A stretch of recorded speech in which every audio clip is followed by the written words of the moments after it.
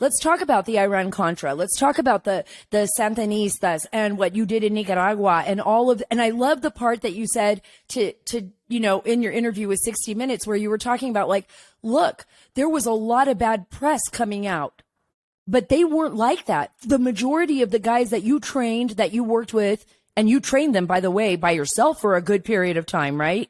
I mean, these were good men and women that were fighting against an oppressive communist regime that was coming right into our hemisphere, just like what happened in Cuba. Well, it's funny because I had a wonderful career, and I can't, but that has to be the most rewarding period of my life. Also because we were successful. We did some great successful operations like blowing up Puerto Cabezas, and which I was a part of. And of course, the fact that we were able to force the Sandinistas into an election that they lost. But imagine a Cuban kid who saw the revolution firsthand, who saw what happened to his parents and to his first country, but couldn't do a damn thing about it. And all of a sudden, this little Cuban from Miami, I am living in the Contra camps, and my sponsor is CIA. Every single night, I would grab a cup of coffee and I would sit with a different group of Contras. And I would ask them, I said, why are you here? Do you think any one of them says, well, when I read Lenin and Marx, I didn't agree. They didn't even know who Castro was, some of them. Right. It was all, they burnt my church down. They beat up my priest. They raped my daughter. They forcibly conscripted my 15-year-old son, and so on and so on and so on. That is so rewarding at that level that, I slept in a jungle hammock for the better part of 3 years. Monday through Fridays, I was in the jungles and the camps with the Contras. I ate with them. I got sick with them. I got shot at with them.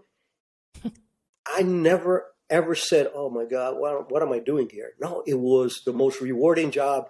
In our business, gratification usually comes down the road after a long period. Right. And this one, the fact that we were able to bring it to culminate was a big feather. And the Puerto Cabezas job that we did with my divers, it was so beautiful. Yeah, explain that too, because I want our listeners to know. I mean, this is such an incredible operation that you were able to make this happen, that you trained people to literally be like the SEALs to make this happen. It was, regular guys, right?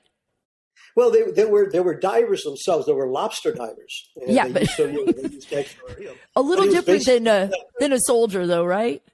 Right, exactly. But now they had been Contras. They had been fighting. They were Mosquito Indians, which are the guys from the East Coast. And I had met them during some of the combat training that I was giving them for the first 14 months of the time I was there. I was the only guy allowed in the camp, so everything had to come through me. And I picked these guys when my headquarters came in and said, we need to do something more than raids and ambushes. We need a good left hook, kind of something to get their attention, show them to be vulnerable. So I came up with this harebrained idea. It says, well, I got these guys that know how to dive. I'm a military scuba guy. I'll train them up. We'll blow up Puerto Cabezas. Puerto Cabezas, the importance of Puerto Cabezas is that was the belly button for supply and resupply from Cuba. That's where the oil and the weapons and the ammunition, everything the Russians were funneling through Cuba was coming through Puerto Cabezas, and some of it going to El Salvador to incite further revolutions there. So I spoke to my boss. He liked the idea. He sent it up to headquarters. And there's a great photograph in the book with me with my divers and this 80-pound of C4 kind of bomb.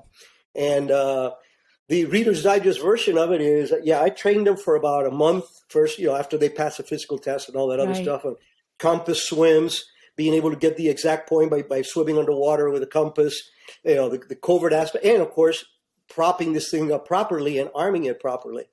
So we came out of Puerto Lempira in a small panga boat to meet a PT boat that was just on the other side of the lagoon. And the mission did not start really well because right when we hit the edge, caught a surge, and the little engine of the boat fell off the transom. And I reached over. I was a little beefier back then. I reached over and I one-handed the thing into the boat, but then I fell over and there was a piece of metal in the boat, and I still have the scar. I don't know if you can see it. I can't. There it is. Yeah. Yeah. Uh, So you live with it forever. I love it. I love it. It's a badge of honor. I taped it up, and that was the only thing that went wrong in the mission. We got on the PT boat. It was timed perfectly. It was a moonless night. We got within 3 miles at the most of Puerto Cabezas. Jumped in the water with my guys. They headed us the bomb. Sent my guys down to put this thing in. They came back. We went back, and by the time we were in back out of Nicaraguan waters, kaboom! We did it at night because we didn't want to hurt anybody. We wanted to have no collateral damage. And I will tell you, it is tattooed in my brain. 2 or 3 days later, when they showed me for the first time ever for me, satellite overhead of the bridge, I was doing the happy dance because it was so obvious and so rewarding that I said, there's one less tentacle in that octopus that I got to worry about.